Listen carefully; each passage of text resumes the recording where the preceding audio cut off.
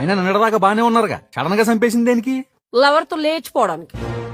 ఆడితో లేచిపోవడానికి ఇన్ని చంపడం దేనికే? ఆడితోనే మామూలుగా లేచిపోవచ్చు కదా. ఏంటి పుల్లబాయ్ నువ్వు మాట్లాడేది? ఒక ఆడపిల్ల, మంచి కుటుంబం నుంచి వచ్చిన పిల్ల, మంచి మర్యాద తెలిసిన పిల్ల, మూడు బ్రతుకుండగానే ప్రియుడితో లేచిపోయిందని ఒక మచ్చ తన మీద పడితే తట్టుకోగలదా? కనీసం పెళ్లికి ముందాన్ని ప్రేమిస్తున్నానని పేరెంట్స్ తో చెప్పుండొచ్చు కదా. ఎంత ఈజీగా చెప్పేశా పుల్లబాయ్.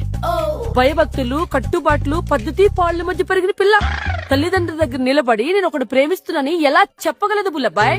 కనీసం అని లేపేసే ముందు కూర్చోబెట్టి ఒక మాట చెప్తే మనసు ఒప్పుకోకపోయినా మనిషిని బతుకుంటే చాలనుకుని ఆడే దగ్గర ఉండే ఇద్దరికి పెళ్లి చేసేవాడు కదా. ఎన్ని యుగాలు గడిచినా, ఎన్ని తరాలు మారినా మా ఆడవాళ్ళ మనసు మీ మగాళ్ళకి ఎప్పటికీ అర్థం కాదు. మొగుడే దగ్గరుండి వేరే వాడికి పెళ్లి చేశాడంటే రేపు వాడు సొసైటీలో తలెత్తు తిరగలరా?